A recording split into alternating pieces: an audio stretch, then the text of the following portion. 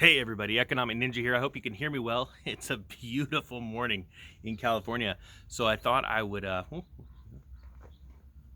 get my coffee and answer a question from a listener. And it's a really good question because it's somebody that owns their own business and they're just now waking up to the realities of what's going on in the economy. And that's super exciting to me. So hold on, I'm gonna be sleepless in Seattle today.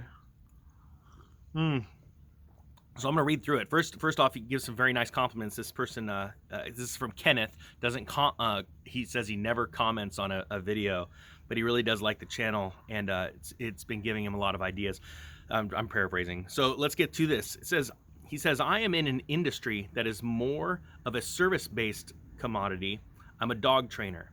I have employees, but have always kept overhead low and easily escapable should my business slow down.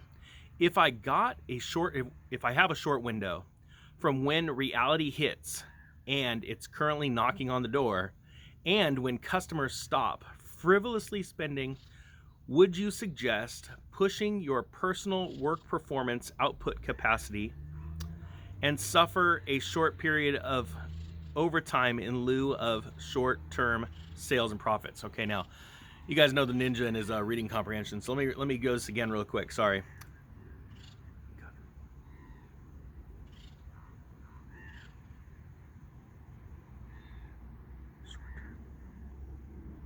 All right, now let's do this. In the last sentence he says, well, this is like, why is the ninja so quiet? I've already clicked off. I ask this because you strike me as a hard worker and you hustle. I follow several channels to compare and contrast, but mostly I learn and be prepared. All right, it's a great question. So I'm gonna first off tell you right now that for the first 20 years of my life, I hustled like crazy. I worked a ton of overtime. In my career. I always had a side hustle. Yes, I am a hustler. There was definite cost to that. If you have a family and you have children growing up, there is nothing more imperative than enjoying them. Do not miss out on life. All right, because I did miss out on a lot of things. I worked in a field where it took me away during emergencies I've worked seriously a solid month. I've been away from my family because of an emergency, and it was horrible, to be honest with you. However, I will say this: I took every dime and I saved it and I invested it, and it's put us to the place that we are today. If I wanted to retire at this age, I could. I won't. I probably won't ever retire, to be honest with you, because I love it, building business, building relationships, and those kind of things. But I'll say that first, there is a cost, okay? I don't care how rich you are. If you don't have anyone to enjoy it with, if people aren't sad to see you leave at the end of the day or miss you when you're gone, then it is worthless, okay? With that said, I will tell you this.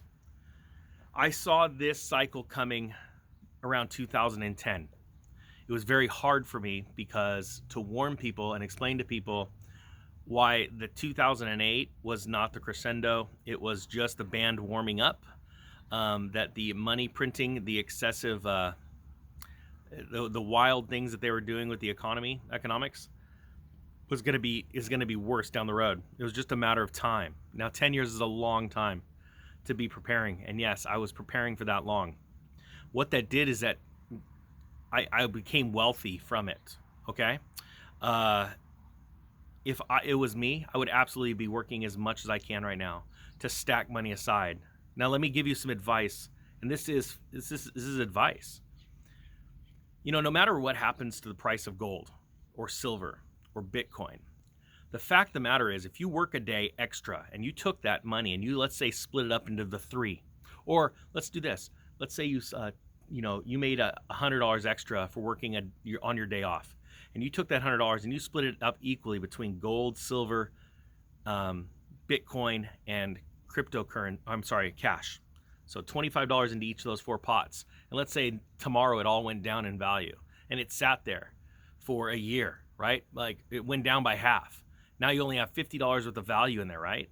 What have you lost? You have lost nothing because you still have it. You haven't sold it, right? Well, you got the $25. So I guess you could go buy, some more Bitcoin, silver, or gold with it. My point being is this: all people can get past is how hard they had to work to get that $100 on their day off.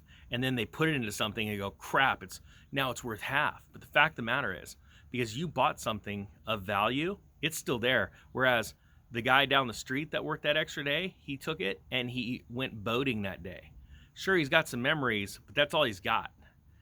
And the facts are, when the economy turns, let's say you still had that 50% of value. He has a couple good memories, and now you can go buy his boat because he needs to sell it to pay his bills or to eat. That is literally how this works. If you can wake up one day and change the psychology and go, this is it, I don't care, I'm gonna stop putting value to my time. That's what most people, they get screwed up. They go, well, my time is too valuable. Bull crap, it's not. Time is what you put value on. That's it. It's all in your mind. You know, there are people that sit there and, oh, time is too valuable, and they're broke. You know, and so yes, if you are seeing things in the economy and you don't have a nest egg, or maybe you have a nest egg but you go, it's nowhere near what it should be, absolutely you should be working your butt off right now. Because what are you going to lose if you're completely wrong? If all this is wrong, well, guess what? You got a boatload of money in the bank, or you have it diversified, right? This is the facts. I'm going to ask you right now, do you think, and you have to answer it out loud, do you think inflation will be worse in December than it is today? I'm not going to answer that question for you. You have to answer that for yourself. If you're going off of what someone on YouTube's saying, or someone on the news is saying, or what your family member is saying, or a neighbor down the road, and you can't answer that for yourself, but you're blindly following, then you're completely lost. You have to be able to verbalize it yourself. Do I believe inflation will be worse in December than it is today? If the answer, if you don't even, I'm not even going to say the answer. Once you say it, you know what to do.